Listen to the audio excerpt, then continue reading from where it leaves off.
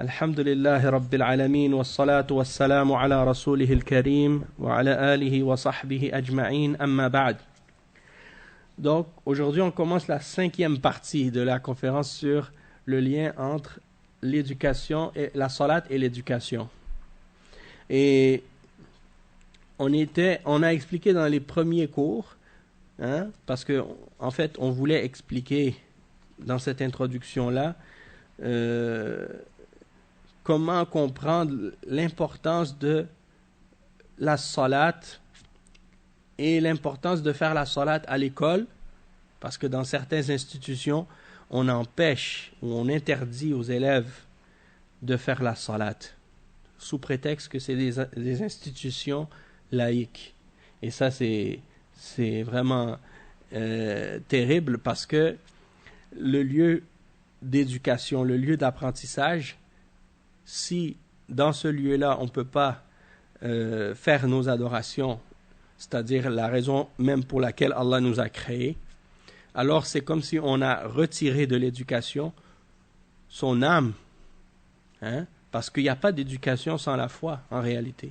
Et toute éducation qui est vidée de foi ou dans laquelle on a enlevé la notion de la foi et de la religion, eh bien, en réalité, c'est pas une vraie éducation. C'est pas une vraie éducation. C'est une éducation animale. C'est quelque chose qui est matérialiste. Et ça élève pas les âmes. C'est juste élever le corps. Et ça, c'est pas suffisant pour créer un être humain équilibré. On a donc expliqué par rapport à ça, avant même de vouloir parler du verdict du verdict islamique sur le fait d'envoyer nos enfants dans des écoles laïques, dans les pays non musulmans ou dans les pays musulmans, eh bien, on voudrait avant tout même savoir qu'est-ce que les savants de l'islam ont dit là-dessus. Et on a expliqué la fatwa des ulama qui ont mentionné le verdict de l'étude ou le fait d'envoyer nos enfants dans des écoles étrangères, dans les pays musulmans. Les écoles chrétiennes, les écoles missionnaires, les écoles américaines ou françaises ou européennes qui sont laïques, les écoles qui sont d'autres tendances ou peu importe. Des écoles non musulmanes. Est-ce qu'on a le droit d'envoyer nos enfants là-bas? Et il y a énormément de livres qui ont été écrits par les ulama sur ce sujet-là. Il y a un recueil qui a été rassemblé par certains ulama, justement, de tous les titres de ces livres-là, avec les différentes éditions, les différents livres et les différents shuyukh qui ont écrit sur ce sujet. Et dans mon livre « L'islam ou l'intégrisme », j'avais même cité j'avais même traduit un passage d'un de ces livres-là. Et ça expliquait justement un peu en résumé qu'est-ce que nous on a lu dans les paroles de Cheikh Abdurrahman al-Sa'di dans les interventions précédentes. Là maintenant on va rentrer dans le sujet de la salat elle-même, et expliquer son importance en islam. D'accord?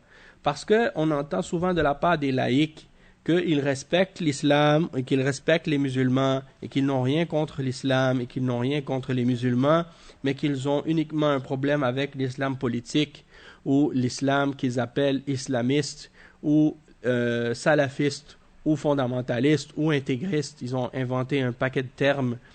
Tout ça pour faire une distinction entre des choses qui sont vraiment floues et qui sont vraiment parfois même arbitraires. Qu'est-ce qui rentre dans l'islam, qu'est-ce qui ne rentre pas dans l'intégrisme, comment on fait pour être un musulman sans être considéré intégriste pour ces gens-là, comment on fait? C'est un genre de... On doit jongler avec notre religion d'une certaine façon pour essayer de faire plaisir à ces gens-là, pour éviter de dire ce qui les dérange ou de faire ce qui les dérange, alors que en réalité, nous, en tant que musulmans, eh bien, on se réfère à notre foi et à notre religion, à notre livre, le Coran et à la Sunna, pour savoir qu'est-ce qui fait partie de notre islam. Et si en dehors de ça, on a d'autres choses qu'on doit surveiller pour éviter de déplaire à certaines personnes, hein, comme si ces personnes-là avaient, disons, plus d'importance que le Seigneur des mondes, le Créateur des cieux et de la terre, et qu'on devrait plus les craindre eux que Allah, là il y a un problème. Donc, si la salat est interdite à l'école, alors que ça fait partie des fondements du deuxième pilier de l'islam, après le témoignage de la foi, de la ilaha illallah et de Muhammad Rasulullah, c'est-à-dire que rien ne mérite d'être adoré excepté Allah, et que Muhammad est le messager d'Allah, le dernier messager. Donc si ça crée un problème pour ces gens-là, alors que ça fait partie de l'islam, ça ne fait pas partie d'une forme d'extrémisme ou d'une forme d'exagération, parce que c'est les bases de l'islam. Donc alors on voit que leur problème, ce n'est pas avec ce qu'ils appellent l'islamisme, c'est réellement avec l'islam. Hein? Et c'est sûr que si ils veulent dire par islamisme terrorisme, alors là on est d'accord avec eux à 100%. Que si l'islamisme c'est le terrorisme, ou si l'intégrisme c'est le terrorisme, alors on est d'accord avec eux 100% que ça c'est interdit en islam, que c'est contraire à l'islam, et que ça n'a rien à voir avec la religion musulmane. Mais la vérité c'est que c'est pas ça qu'ils veulent cibler, et c'est pas de ça qu'ils parlent. La preuve, s'ils veulent interdire à un musulman de faire la salat, est-ce que la salat c'est du terrorisme? Non. Est-ce que le hijab c'est du terrorisme? Non. Donc la réalité, c'est que ça n'a rien à voir avec le terrorisme. En réalité, qu'est-ce qu'ils veulent interdire? C'est l'islam. Hein? Puisque le terrorisme, tout le monde est contre, même les musulmans les plus pratiquants, même les salafis, tous les grands ulama, les grands savants, références de la salafia dans le monde musulman aujourd'hui, sont les premiers à condamner le terrorisme et toutes les formes d'extrémisme. Donc, si eux, ils viennent avec l'idée qu'il faut interdire le salafisme ou il faut interdire la salat à l'école, parce que ça fait partie du salafisme, parce que ça fait partie du wahhabisme, parce que ça fait partie du terrorisme ou de l'intégrisme, parce que c'est ce qui amène au terrorisme, tout ça, c'est des mensonges. C'est pas vrai. Hein? Après, ils adoptent une méthodologie fasciste, ils veulent rien. Oui, c'est ça. Qu'est-ce qui ne leur ressemble pas? C'est ça. Comme tu dis, c'est une méthodologie. En fait, ils utilisent la méthodologie envers l'islam, la même méthodologie pour condamner le fascisme. Et quand ils veulent critiquer quelque chose, ils l'associent au fascisme. Hein? Comme par exemple le nazisme. Hein? Tout ce qui est nazisme, c'est sûr que c'est considéré comme étant diabolique. C'est diabolisé.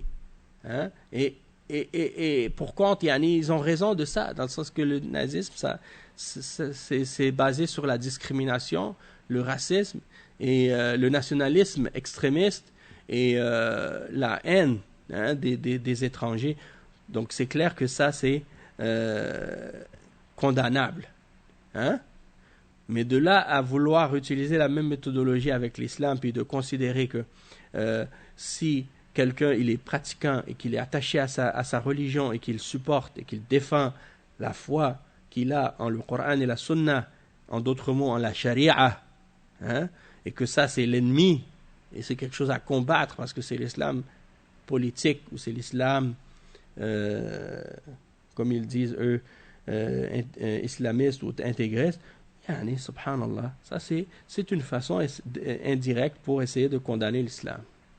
Donc on va voir maintenant les références de l'islam par rapport à la salat. Et donc on sait que, comme les ulama expliquent, ils disent فَالصَّلَاةُ أَعْظَمُ شَعَائِرِ الدِّينِ بَعْدَ الشَّهَادَتَيْنِ وتجب المحافظة عليها بأدائها في وقتها المحدد لها شرعا لقوله تعالى حافظوا على الصلوات والصلاة الوسطى وقوموا لله قانتين وقوله تعالى فإذا قضيتم الصلاة فاذكروا الله قياما وقعودا وعلى جنوبكم فإذا اطمأننتم فأقيموا الصلاة إن الصلاة كانت على المؤمنين كتابا موقوتا فيجب على طلاب المدارس الثانوية وغيرها أن يؤدوا الصلاة في وقتها وبإمكانهم أن يصلوها في مدارسهم وإن لم يوجد مصلى في المدرسة مخصص للصلاة فليصلوها في الفصل أو في أي مكان منها فالأرض كلها مسجد كما قال صلى الله عليه وسلم وجعلت لي الأرض مسجدا وطهورا وأيما رجل من أمتي أدركته الصلاة متفق عليه. Donc on va commencer par traduire ce passage-là, des paroles de Cheikh Ibn Baz à ce sujet. Donc il dit la salat, ça fait partie des plus grands rites de la religion musulmane. Et ça c'est bien entendu après les deux témoignages, Ash-Shahadatan, parce que Ash-Shahadatan c'est la base de l'islam, le premier pilier, comme on l'a dit. Et donc il est obligatoire aux musulmans de préserver sa prière et de garder sa prière, et de les faire dans son temps spécifique. Chaque prière, il a son temps spécifique dans la charia de l'islam. Et Allah Azza wa Jal, il nous incite dans le Coran de garder les prières, de les faire de façon assidue. Hafizu ala salawat, gardez de façon assidue vos prières. Was-salat al-wusta, et la prière du milieu, c'est-à-dire la prière de Asr en particulier. Wa qumu lillahi qanitin, et tenez-vous debout pour votre Seigneur en obéissance, en étant obéissant. Le verset 238 dans Surat al-Baqarah. Et dans le verset 103 dans Surat al-Nisa, Allah Azza wa Jal, il dit: et lorsque vous avez fait la salat, souvenez-vous d'Allah, debout, assis ou sur votre côté. Et lorsque vous êtes en tranquillité, établissez la salat. Certes, la salat est une obligation pour les croyants dans des temps spécifiques. C'est-à-dire que la salat, les salawats ont un temps spécifique pour être faites. C'est-à-dire qu'on ne peut pas faire les prières à la maison comme certains qui disent, par exemple, parmi les laïcs. Ils disent, non, mais l'école, ce n'est pas un lieu de prière. L'école, ce n'est pas une mosquée. Vous priez chez vous. Ça veut dire que la prière de Zohr, la prière de Asr, ils disent, vous les rassemblez puis vous les faites chez vous. Et même le Maghreb, des fois. Vous les priez, vous les faites chez vous. En voulant dire que tu ne peux pas prier la prière en son temps. Ça, c'est haram. Chaque prière doit être faite à l'heure. Et c'est certain que dans certains cas, dans la charia, c'est permis de rassembler le Dhuhr et l'Asr lorsqu'on est en voyage ou pour une circonstance particulière. Ça, c'est permis. Mais de le faire de façon systématique, de la façon permanente et de les rassembler tout le temps, ça, c'est pas permis. Parce que chaque prière a son temps. Alors, il dit, le cheikh, il est obligatoire aux étudiants des écoles secondaires et autres, que ce soit l'université ou le primaire ou secondaire, peu importe le degré d'études ou le niveau, ils doivent faire leur salat dans le temps. Et ils peuvent faire leur prière dans les écoles. Et il dit, et s'il n'y a pas de musalla, c'est-à-dire de salle de prière dans l'école, qui est attribuée ou faite, consacrée spécifiquement à la salat, eh bien, qu'il l'a pris dans la classe, ou bien dans n'importe quel endroit de l'école. C'est-à-dire que ce n'est pas nécessaire que ce soit une salle de prière, parce qu'il y a certains musulmans qui ont cette mentalité-là que la prière, il faut absolument que ce soit fait dans une salle de prière. La salat, tu peux seulement la faire dans une musalla. Sinon, si tu es dans la classe, non, tu ne peux pas la faire. Et moi, je me rappelle, pendant toutes mes années d'études, depuis que je me suis converti à l'islam au secondaire, et au cégep et à l'université, j'ai jamais fait mes prières dans une salle de prière parce qu'il n'y en avait pas. Hein? Et parfois, dans certaines facultés, dans certaines universités, il y a une salle de prière, mais elle est dans une autre faculté, très loin de l'endroit où on est. Et si tu es pendant, par exemple, ton cours, il y a une pause, hein, et que toi, tu veux profiter de cette pause-là pour faire ta prière, si tu sors de ta faculté pour aller dans l'autre faculté où il y a la salle de prière, soi-disant, pour pouvoir faire ta prière, tu risques de manquer ton cours. Hein? Parce que c'est trop loin. Tu vas revenir, tu vas être en retard. Donc, le mieux, c'est de faire ta prière là où tu es. Soit dans le couloir, s'il n'y a personne qui passe, ou il n'y a pas beaucoup de monde c'est pas un couloir achalandé, tu fais ta prière dans le couloir. Une classe qui est vide, il y en a toujours. Des classes où il n'y a pas de cours, au moment où toi, tu as un cours à côté. Tu rentres dans cette classe, tu fais ta salat, il n'y a personne. Tu déranges personne. Hein?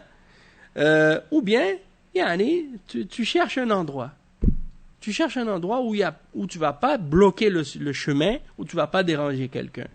Et donc, le cheikh, il dit, c'est pas obligatoire. S'il y a une salle de prière, vous faites la prière là-bas. S'il n'y en a pas, vous le faites dans une classe. S'il n'y a pas de classe, vous le faites là où vous pouvez la faire. Il dit, peu importe à quel endroit sur terre vous la faites, parce que la terre est une mosquée. Le prophète sallallahu alayhi wa sallam, il dit dans le hadith, la terre a été mise pour moi comme une mosquée, comme une salle de prière, une masjid. Ju'ilat li al-ard masjidan. La terre est une mosquée pour moi. Wa tahuran. Non seulement elle est une mosquée, mais elle est une source de purification. Je peux même me purifier avec la terre si j'ai pas d'eau. Dans le tayammum. Donc il dit, peu importe l'homme, lorsqu'il est à un endroit et que l'heure de la salat rentre, il doit prier, peu importe où il est. Muttafaqun alayh. Est-ce que l'obligation de le faire en groupe, elle est levée quand tu l'as pas à l'école? Non. Elle est toujours... La prière à l'école, tu peux la faire. S'il y a d'autres musulmans avec toi qui veulent prier en même temps, vous la faites en groupe. Mais si vous ne pouvez pas, ou s'il n'y a pas d'autres musulmans, par exemple, dans ta classe, eh bien, tu la fais tout seul. Hein? Parce que des fois, tu vas voir que dans ta classe, il y a certains musulmans. Il y en a parmi eux peut-être qui font la salat, il y en a qui ne le font pas. Et il y en a, si tu leur dis, viens avec moi, on va faire la salat, ben, peut-être que c'est parmi les musulmans qui, eux, sont gênés. Ils ont peur de s'affirmer. Ils ont peur de la réaction des autres. Qu'est-ce que les autres vont dire s'ils me voient prier? Ils vont se moquer de moi, ils vont me critiquer, ils vont me marginaliser, ou bien ils vont stigmatiser, ils vont agir mal envers moi, ou des choses comme ça. Peut-être que le prof, il va me donner une mauvaise note parce qu'il sait que je suis musulman ou des choses comme ça. Il y a des musulmans, ils font tout pour ne pas qu'on sache qu'ils sont musulmans. Et il y en a, si tu les vois à la mosquée, ils vont te dire le salam, mais si tu les vois dehors dans la rue, ils vont t'ignorer. Surtout si toi tu portes le qamis avec la barbe et qu'ils te voient à la mosquée, ils te font le salam, mais s'ils te croisent dans la rue, ils font comme s'ils ne t'ont pas vu. C'est incroyable, mais c'est comme ça existe. Des choses comme ça, Allah al-Musta'an. Donc le cheikh, il dit وَلْتُصَلِّ الطَّالِبَاتِ فِي فُصُولِهِنَّ وَإِذَا كَانَتِ الْمَدْرَسَةِ تَمْنَعُ مِنْ إِقَامَةِ الصَّلَاةِ فَارْفَعُوا الْأَمْرَ إِلَى الْجِهَاتِ الْمَسْئُولَةِ حَتَّى يُجْبِرُوهُمْ عَلَى تَمْكِينِ الطَّلَبَةِ مِنَ الصَّلَاةِ أما الجمع بين الصلاتين بصفة مستمرة طيلة أشهر الدراسة فهذا لم يرد نظيره في الشرع. Donc il dit les filles, les étudiantes, qu'elles fassent la prière dans leur classe. Et si l'école les empêche d'établir la salat, alors qu'elle renvoie l'affaire aux autorités ou bien aux responsables de l'école pour qu'ils les forcent à permettre aux filles de faire la salat. Vous savez que par exemple ici, je parle du Québec en particulier, il y a une charte des droits et libertés qui permet aux gens de pratiquer leur religion. Ça veut dire que personne n'a le droit de t'interdire de pratiquer ta religion, peu importe où tu es. Même si tu dois aller, par exemple, faire ta prière de vendredi, de Jumu'ah, ton patron, il n'a pas le droit de t'interdire d'aller faire ta prière de Jumu'ah. Et il doit trouver un moyen pour t'accommoder ou te laisser pour pouvoir faire ta prière de Jumu'ah. D'accord? Ça, il y a beaucoup de musulmans ici qui ne savent pas ça. Oui, c'est un droit fondamental. Et même si ce n'était pas un droit fondamental, Allah Azza wa Jal, il en a fait une obligation. Donc, subhanallah. Comment on peut même poser la question, est-ce qu'on a le droit de prier? Tu es obligé de prier, parce que Allah, il te l'a rendu obligatoire. Donc, c'est pas, est-ce que tu vas demander à la créature la permission pour adorer ton créateur? Et si la créature t'interdit de respirer, tu vas arrêter de respirer? Non, tu vas respirer quand même. Et s'il t'interdit de boire, tu vas arrêter de boire? Et la prière est plus importante que l'air. Et la prière est plus importante que l'eau. Donc comment une créature comme moi, qui mange, qui boit, qui va aux toilettes comme moi, elle va me dire que j'ai pas le droit d'adorer mon créateur? De quel droit? De quel droit cette créature-là, créée comme moi, qui a rien de plus que moi, va m'interdire d'adorer mon créateur? C'est inconcevable. C'est quelque chose que le musulman, il doit s'indigner quand il entend une chose pareille. Mais il doit se fâcher. Il doit pas laisser ça. Il doit pas tolérer ça. C'est inacceptable. Mais qu'est-ce que j'ai vu comme réaction de la part de certains musulmans? Ça m'a choqué. De certains musulmans en France qui considèrent que c'est normal que le musulman, il ne prie pas à l'école. Et qui vont blâmer ceux qui prient à l'école, malgré l'interdiction. Ah ouais, à cause de lui, on va avoir plein de problèmes, ils vont faire des problèmes aux musulmans. Et là, avec les élections, les médias, ils vont utiliser ça. Et regardez, la fille qui a prié dans la classe, ils l'ont filmée. Là, regardez qu'est-ce que ça a fait. Donc, au lieu de blâmer les kuffars qui sont en train d'interdire ce qui est obligatoire, ce qui est un droit fondamental de l'être humain d'adorer son créateur, ils sont en train de blâmer la pauvre musulmane qui essaie d'établir son obligation religieuse. Donc ça, c'est incroyable. C'est le monde à l'envers. Mais comment ça en est arrivé là? C'est parce que les kuffars, ils ont martelé.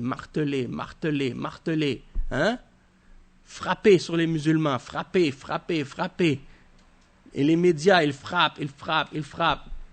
Pour essayer de... Non, pour essayer de les rendre serviles.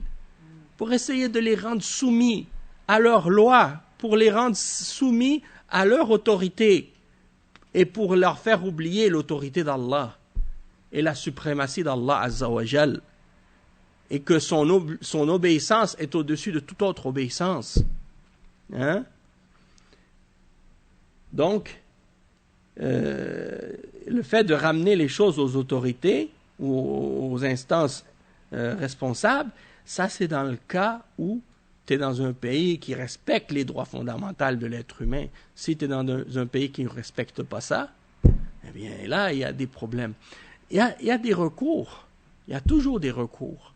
Mais des fois, c'est des démarches qui prennent beaucoup de temps et qui demandent de l'argent et qu'il faut défendre nos droits. On est obligé de le faire. Oui, il y a des commissions, tout.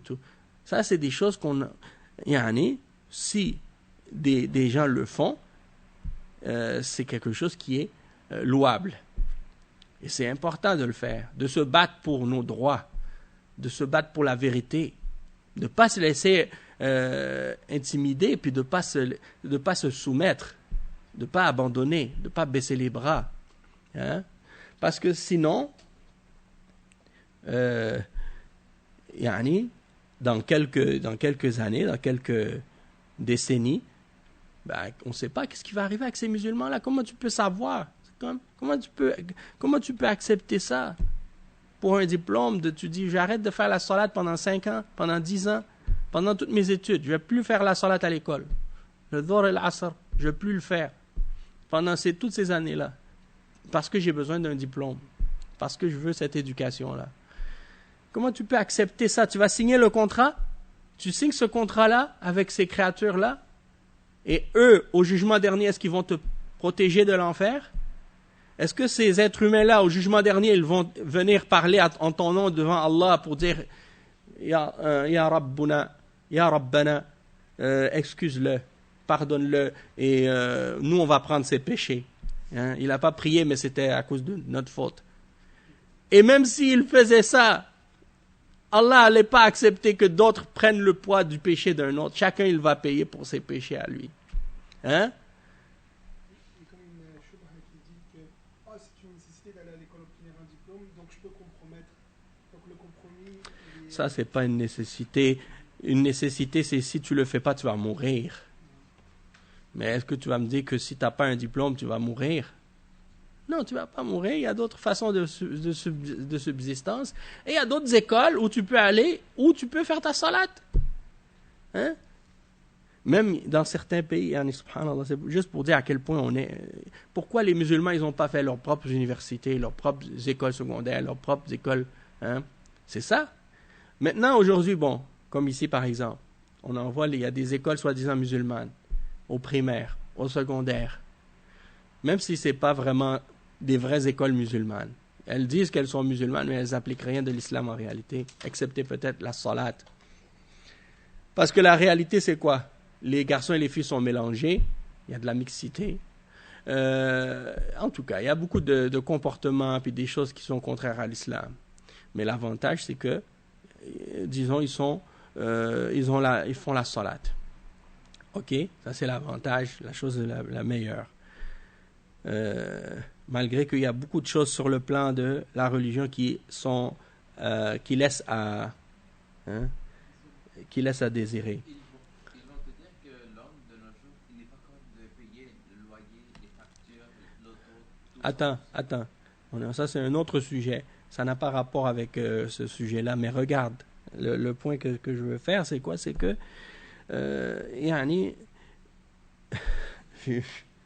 chaque fois que je l'attrape, il s'échappe.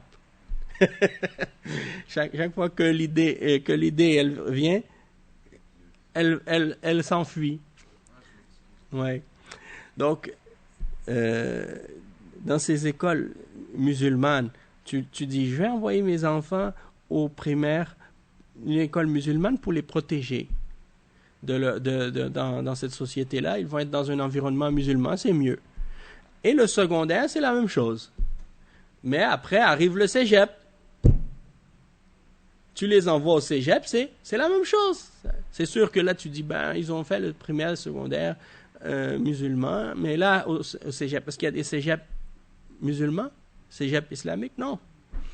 Et l'université, il n'y en a pas non plus. Tu vois? En Europe même, les catholiques, ils ont fait des écoles catholiques, primaires, secondaires, et même l'université catholique.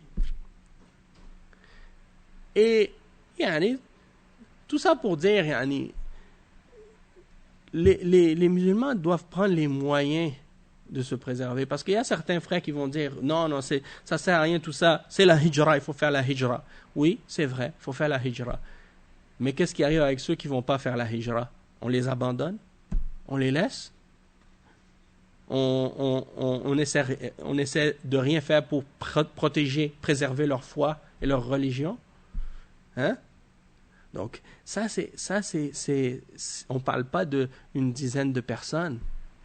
On ne parle pas d'une ville. On parle des millions d'individus. Des millions d'individus. tu penses que s'il y a par exemple 20 millions de musulmans en France, hein, tu vas prendre ces 20 millions, tu vas les amener direct dans les pays musulmans, comme ça, d'un bloc? Est-ce que c'est possible? Est-ce que c'est possible concrètement? On va quoi? Faire des camps de réfugiés pour ces musulmans-là? On va les mettre où? C'est pas si facile que ça. C'est ça. Et donc il faut... Ceux qui sont capables de quitter, ils vont quitter, ils s'organisent par leurs propres moyens. Ceux qui sont venus en Europe ne sont pas venus d'un seul coup. Et ils ne sont pas venus nécessairement de façon systématique, organisée.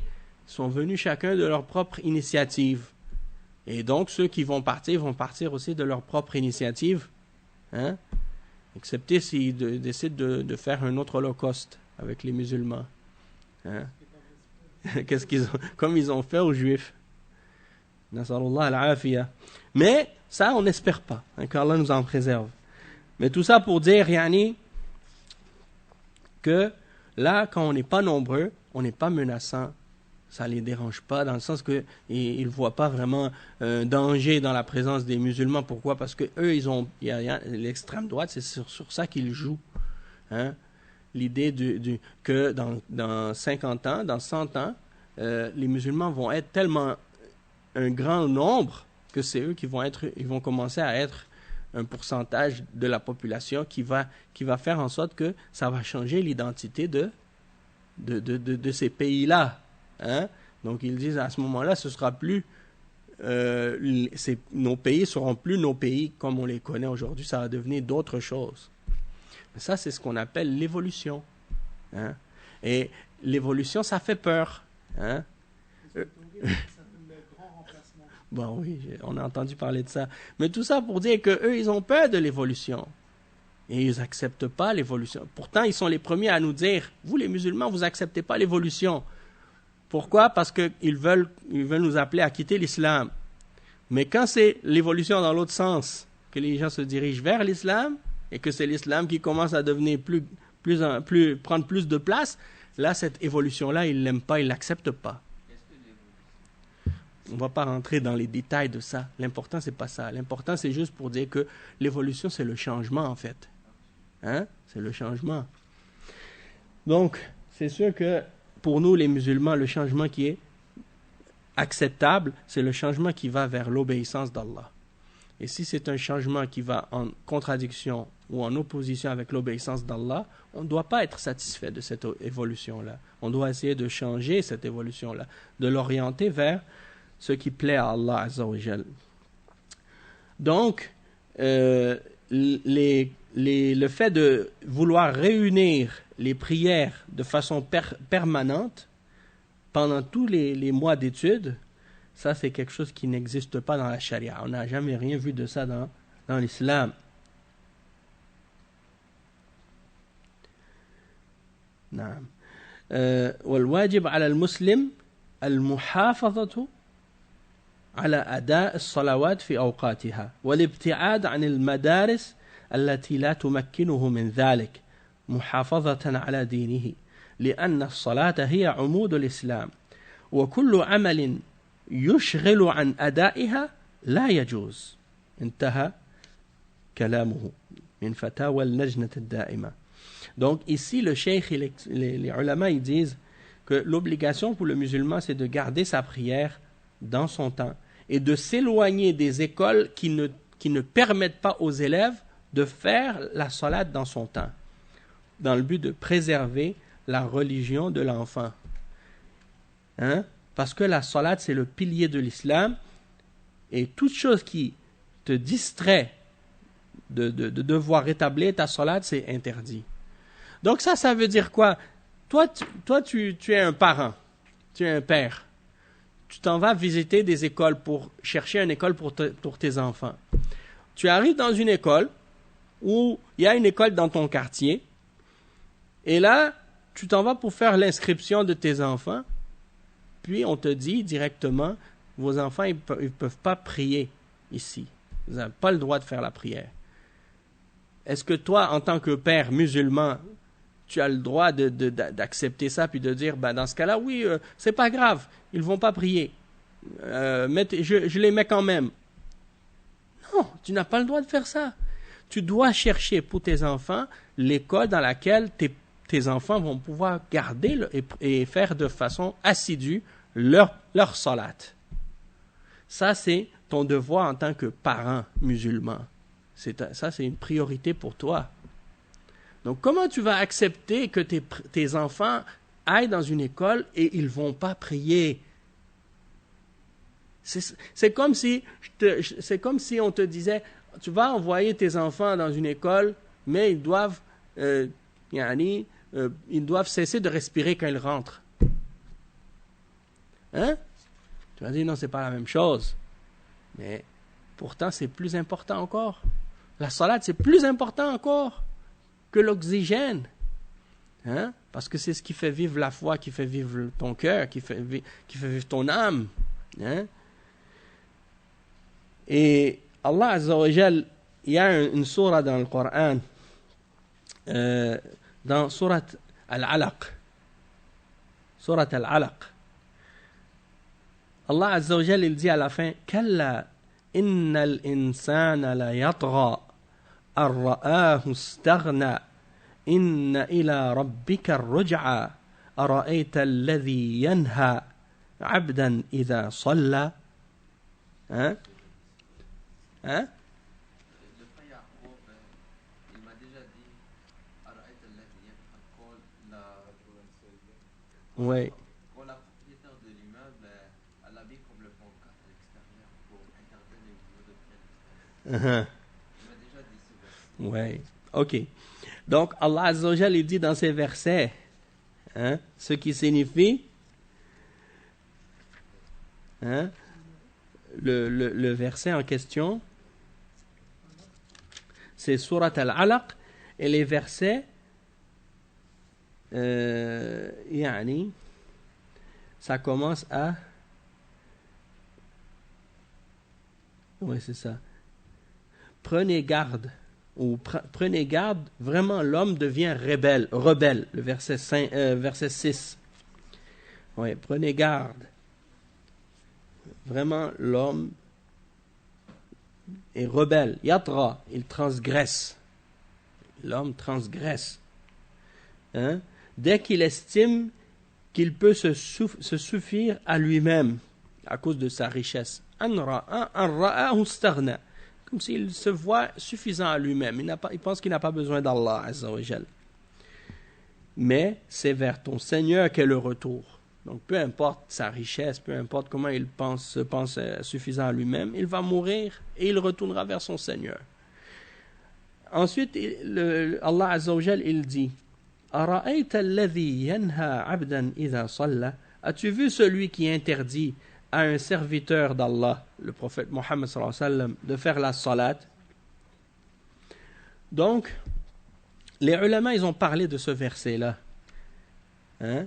Et ils ont dit, وَلَكِنَّ الْإِنسَانِ لِجَهْلِهِ وَظُلْمِهِ إِذَا رَأَى نَفْسَهُ غَنِيًّا طَغَى وَبَغَى وَتَجَبَّرَ عَنِ الْهُدَى وَنَسِيَ أَنَّ إِلَى رَبِّهِ الرُّجْعَةَ وَلَمْ يَخَفْ الْجَزَاءَ بل ربما وصلت به الحال إلى أنه يترك الهدى بنفسه ويدعو غيره إلى تركه فينهى عن الصلاة التي هي أفضل أعمال الإيمان فيقول الله لهذا المتمرد العاتي أرأيت أيها الناهي للعبد إذا صلى إن كان العبد المصلي على الهدى العلم بالحق والعمل به أو أمر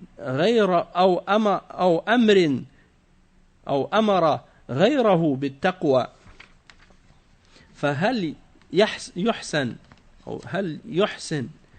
أن ينهى من هذا وصفه؟ أليس نهيه من أعظم المحادة والمحاربة للحق؟ فإن النهي لا يتوجه إلا لمن هو في نفسه على غير الهدى أو كان يأمر غيره بخلاف التقوى أرأيت إن كذب الناهي بالحق وتولى عن الأمر أما يخاف الله ويخشى عقابه ألم يعلم أن الله يراه يرى ما يعمل ويفعل. Donc ici, ça c'est le tafsir de Cheikh As-Sa'di, Abdurrahman As-Sa'di, de ce verset. Et donc il dit, le Cheikh As-Sa'di dans son tafsir de ce verset, mais l'être humain, à cause de son ignorance et de son injustice, il se voit suffisant à lui-même. Lorsqu'il se voit suffisant à lui-même parce qu'il est riche, il transgresse et il devient tyrannique.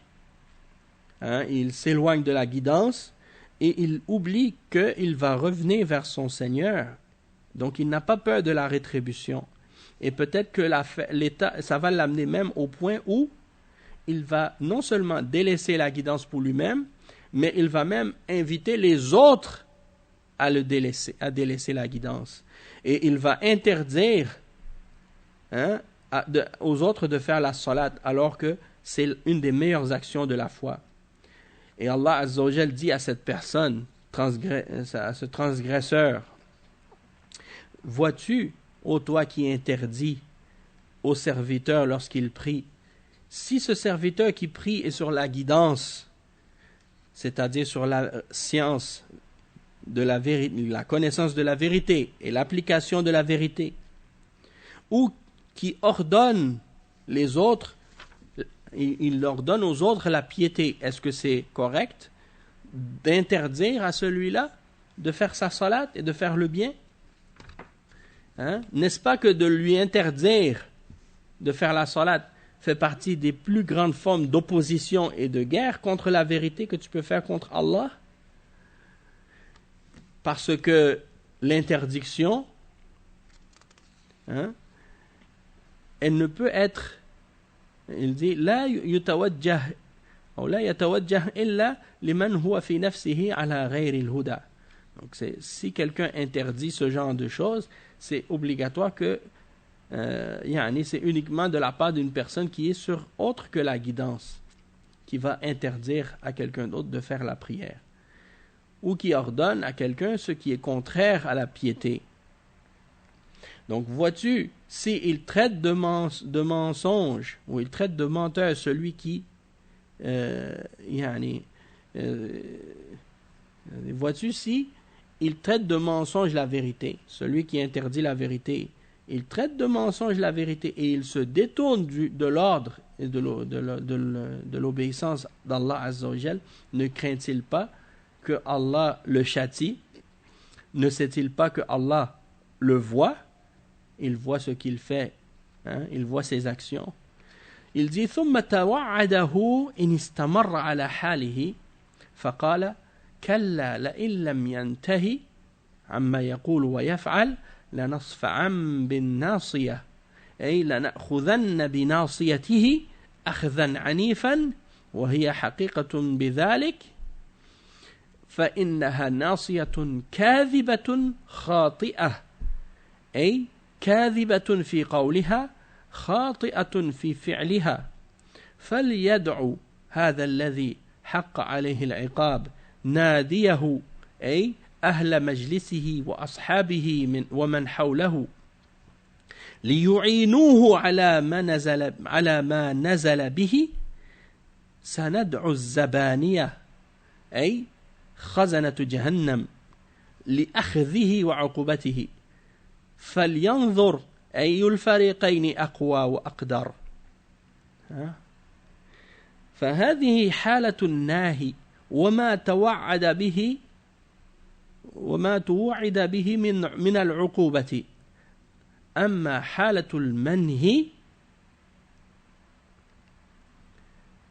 المنهي فأمره الله أن لا يصغى إلى هذا الناهي ولا ينقاد لنهيه فقال كلا لا تطعه أي فإنه لا يأمر إلا بما فيه خسارة الدارين واسجد لربك واقترب منه في السجود وغيره من أنواع الطاعات والقربات فإنها كلها تدني من رضاه وتقرب منه. Donc ici, le cheikh il continue à expliquer, il dit Allah Azza wa Jal, il a menacé la personne qui est dans un état pareil, c'est-à-dire qui interdit aux autres de faire la salat et d'obéir à Allah Azza wa Jal. Il dit Kalla. Et ça c'est en disant ici, mais non, s'il ne cesse, c'est-à-dire s'il n'arrête pas d'agir comme il agit, nous le saisirons certes par le toupet. Donc Allah Azza wa Jal va l'attraper par le toupet de façon violente, et elle mérite cela parce que c'est un toupet, le toupet d'un menteur et d'un pécheur. C'est-à-dire, elle est menteur dans sa parole et elle est pécheur dans ses actions. Et il dit, et qui l'appelle donc son assemblée? Donc celui qui mérite ce châtiment, qu'il appelle son assemblée, ses compagnons qui sont avec lui, pour l'aider contre le châtiment qui va tomber sur lui. Et Allah Azza wa Jal, il dit, et nous appellerons Az-Zabaniya. Az-Zabaniya, c'est-à-dire les gardiens de l'enfer. C'est-à-dire, ils vont venir le prendre et le saisir pour lui donner son châtiment. Et qu'il voit par la suite lequel des deux groupes est plus fort et lequel des deux groupes a plus de capacité. Est-ce que c'est son assemblée et ses compagnons ou les gardiens de l'enfer qui sont plus forts? Et qui est-ce qui va gagner cette bataille? Et donc ça, c'est l'état de la personne qui interdit et la menace du châtiment qui lui est promis. En ce qui concerne celui qui a été interdit, celui à qui on a interdit de faire la prière, Allah Azza wa Jal lui a ordonné de ne pas écouter cette interdiction-là et de ne pas s'y soumettre à cette interdiction. Et il dit dans la suite du verset, Kalla, non, la tuti'hu, ne lui obéis pas. C'est-à-dire, ne lui obéis pas, n'obéis pas à ce qu'il t'ordonne de ce dans quoi il y a sa perte dans ce bas monde et dans l'autre. Wasjud, prosterne-toi à ton Seigneur, waqtarib, et rapproche-toi de lui par la prosternation et par toutes les formes d'obéissance et de rapprochement qui ramènent à son agrément et qui rapprochent de lui. Donc ça, c'est la signification de ces versets-là. Et également, d'autres ulama par rapport à ce tafsir, ils ont dit « La tuti'hu ya Muhammad » أي لا تطع ذلك الكافر الناهي لك عن الصلاة أي دم على ما أنت عليه معاصة أو معاصاة ذلك الناهي الكاذب الخاطئ كقوله تعالى فلا تطع المكذبين واسجد لربك وواظب على سجودك وصلاتك غير مكثرث به ولا مبال له واقترب أي تقرب بذلك السجود إلى ربك وابتغ المنزلة عنده.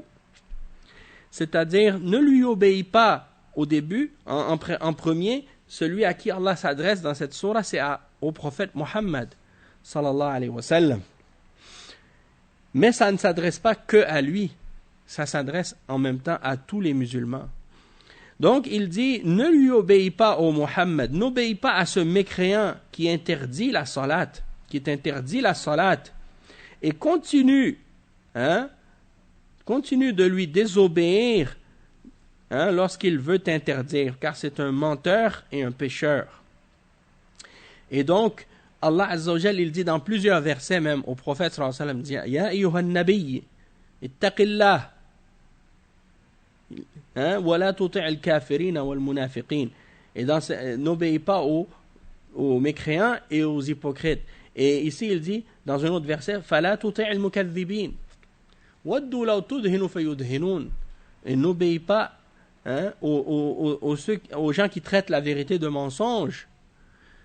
Ils aimeraient que tu transiges, hein, pour que eux ils transigent. C'est-à-dire, ils veulent que tu fasses des compromis avec eux pour que toi tu fasses ils veulent que toi tu fasses des compromis avec eux dans ta religion pour que eux fassent des compromis avec toi. Mais il n'y a pas de compromis à faire dans la religion parce que c'est la religion d'Allah. Hein?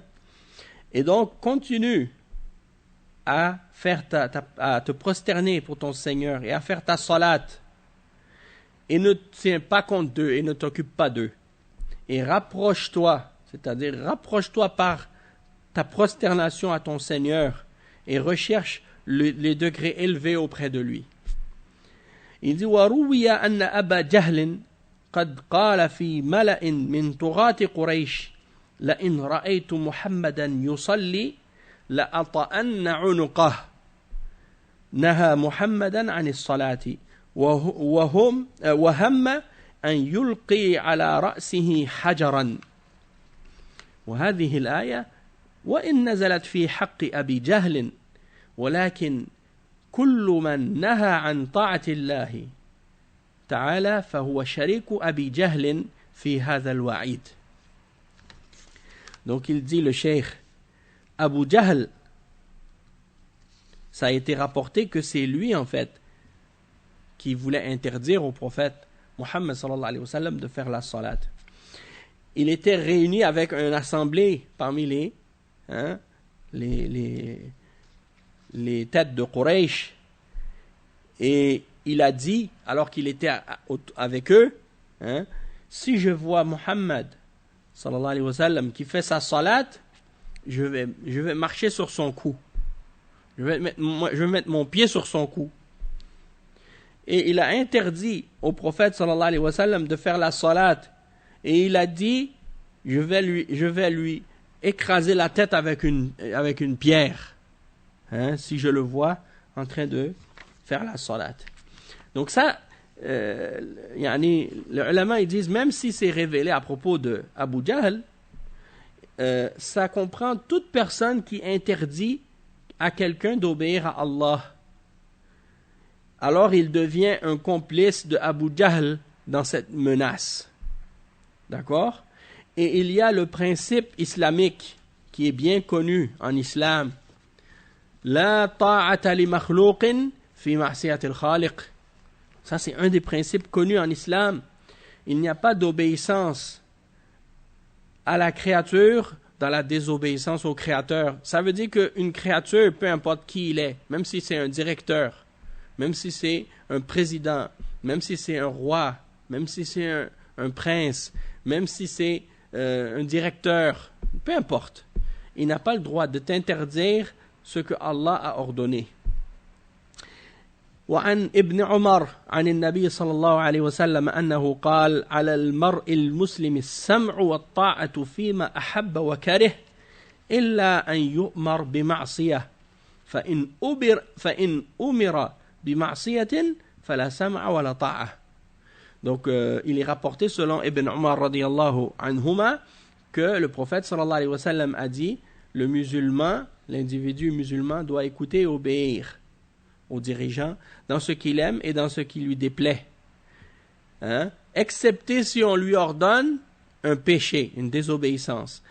Alors si on lui ordonne une désobéissance, eh bien il n'y a ni écoute ni obéissance à ce moment-là. C'est-à-dire tu ne dois pas obéir dans ce péché-là, tout en continuant d'obéir dans le reste de ce qui est permis, de ce qui est bien.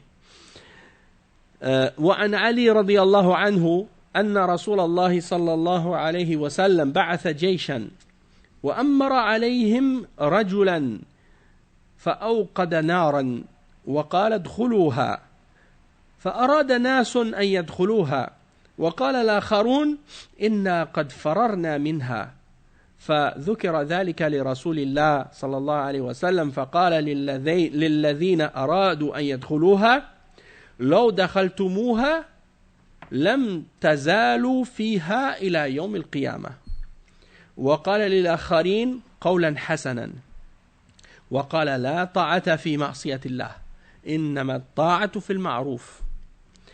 Ça, c'est un autre hadith authentique qui est rapporté selon Ali radiyallahu anhu. Il dit que le messager d'Allah sallallahu alayhi wa sallam avait envoyé un régiment. Et il a mis à leur tête un homme comme chef. Et cet homme a allumé un feu. Il a fait allumer un feu. Et il a dit au régiment, entrez dedans.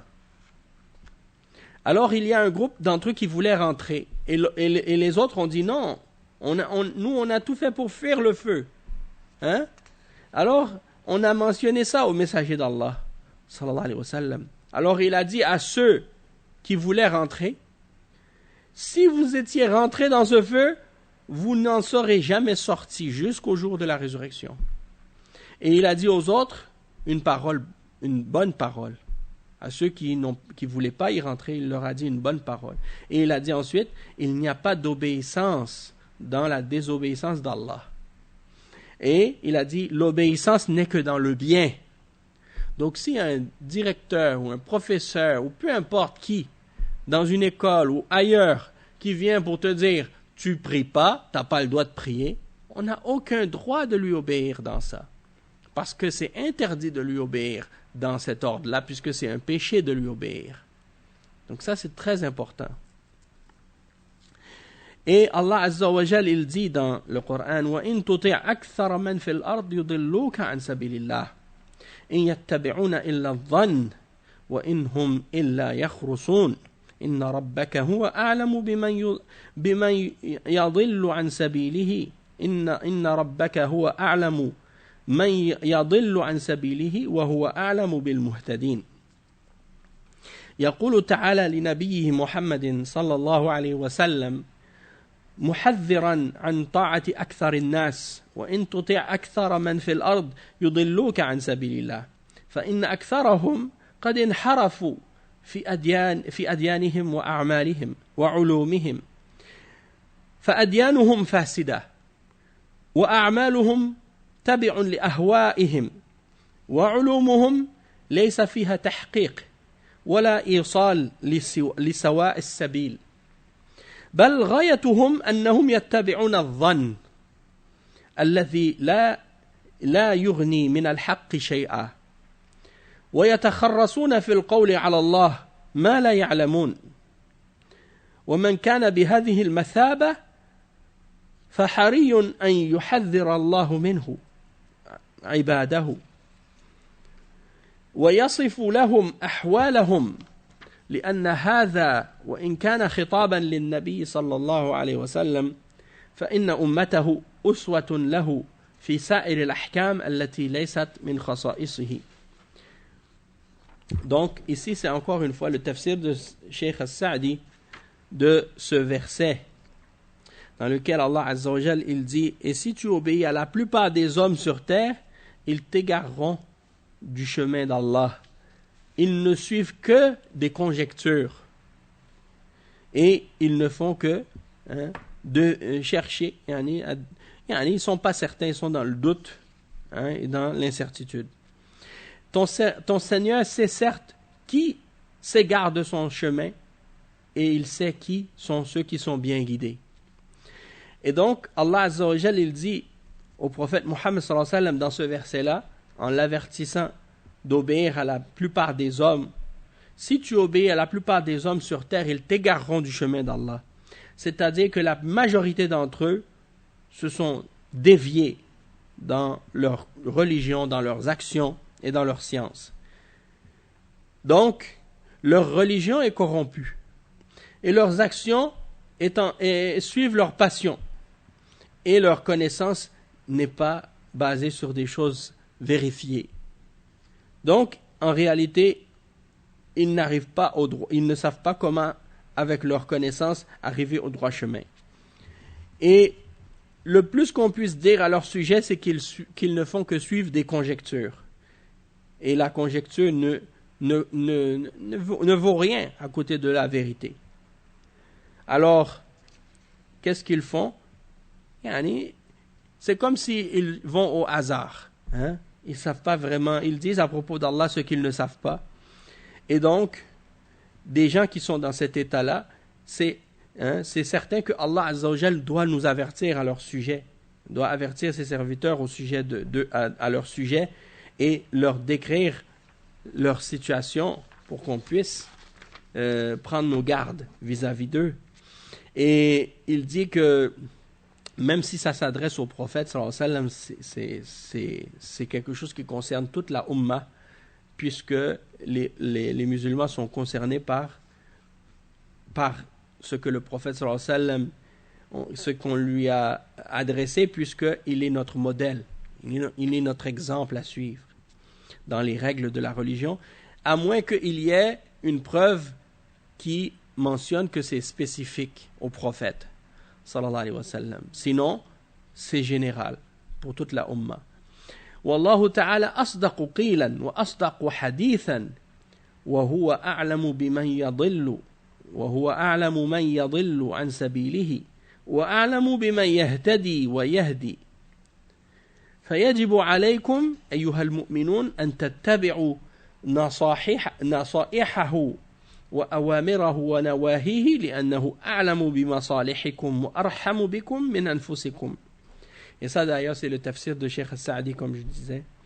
Il dit ودلت هذه الآية على أنه لا يستدل على الحق بكثرة أهله ولا يدل قلة السالكين لأمر من الأمور أن يكون غير حق بل الواقع بخلاف ذلك فإن أهل الحق هم الأقلون عددا والأعظمون عند الله قدرا وأجرا بل الواجب أن يستدل على الحق والباطل بالطرق الموصلة إليه. Donc ici le cheikh il explique que Allah Azza wa Jal c'est le plus véridique en parole. Et il dit qu'il connaît mieux celui qui s'égare de son chemin.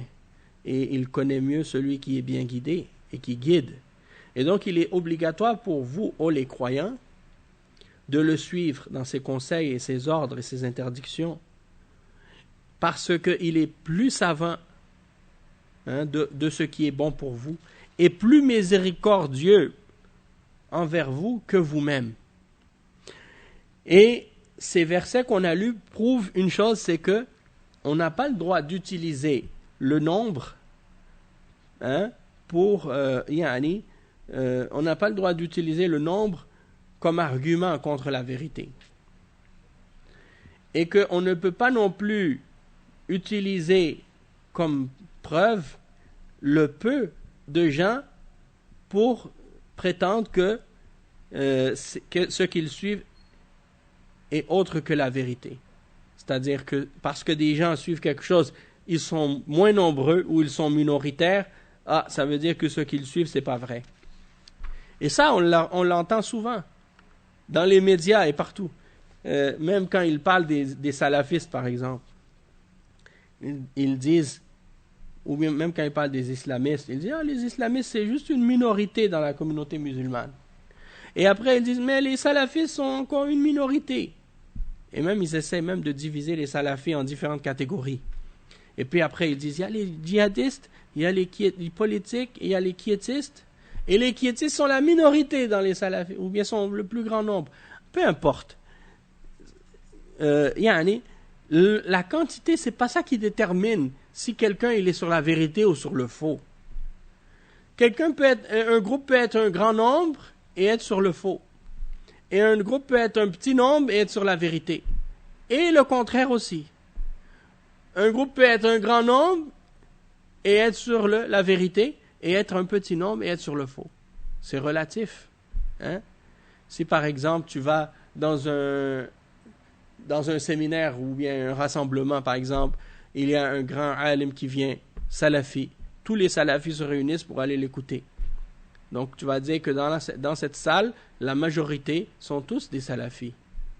Et il y a peut-être une dizaine de personnes qui sont des hizbiyin ou des ikhwan qui viennent par curiosité pour écouter. Donc ici, la majorité, c'est les salafis. Est-ce que parce qu'ils sont majoritaires, ça veut dire qu'ils sont sur le faux? Non. C'est pas par rapport à la quantité.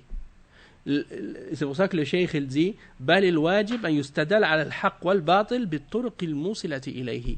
C'est-à-dire on doit utiliser comme preuve pour déterminer le vrai et le faux les moyens qui nous y amènent, c'est-à-dire les moyens qui nous amènent à connaître la vérité, c'est-à-dire de retourner aux preuves et de comparer les choses selon le Coran et la Sunna, non pas par rapport au nombre. D'accord? Parce que si tu te bases sur le nombre, tu vas t'égarer. Regardez combien d'êtres humains sont sur Terre, et regardez combien d'entre eux sont musulmans, et parmi ces musulmans-là, regardez combien pratiquent l'islam, et parmi ceux qui pratiquent l'islam, combien sont sur la Sunna. Et puis, vous voyez que le nombre, il diminue à chaque fois. Donc, le nombre, c'est pas ça la référence. Et le prophète, sallallahu alayhi wa sallam, il dit, il y aura toujours un groupe de ma umma qui va rester sur la vérité. Hein? Donc, c'est pour dire que ce nombre-là, il est petit. Il n'est pas nécessairement grand. Et c'est relatif encore là. Peut-être qu'à certaines époques, ils sont plus nombreux qu'à d'autres. Et peut-être que dans certains pays, ils sont plus nombreux que dans d'autres. Donc tout ça, c'est relatif. On va s'arrêter ici. Je n'avais pas regardé l'heure. Je vois qu'on est rendu à... On a fait un long dars aujourd'hui. Donc on va s'arrêter ici pour aujourd'hui. On continuera la semaine prochaine, Inch'Allah. On avance dans notre sujet. Que Allah nous fasse profiter de tout ça et nous aide à comprendre de mieux en mieux notre religion et nous aider à emprunter le bon chemin. Subhanakallahumma bihamdika ashhadu an la ilaha illa anta astaghfiruka wa atubu ilayk. Wa sallallahu wa sallam ala nabiyyina Muhammad wa ala alihi wa sahbihi ajma'in. La première parole que j'avais citée quand j'ai expliqué le jugement de la salat, j'ai dit que c'était Cheikh Bin Baz, mais finalement c'était pas une parole de Cheikh Bin Baz, c'est juste une parole générale des ulama qui mentionne à ce sujet-là. Et l'autre fatwa qui suit après, oui, c'était une fatwa de Lajnat al-Da'ima dont fait partie Cheikh Bin Baz, dont faisait partie Cheikh Bin Baz à l'époque. Et dans la suite de qu'est-ce qu'on va lire des différents versets et des différents tafsirs, on va clarifier d'autres détails sur ce sujet-là. Naam, barakallahu fikum.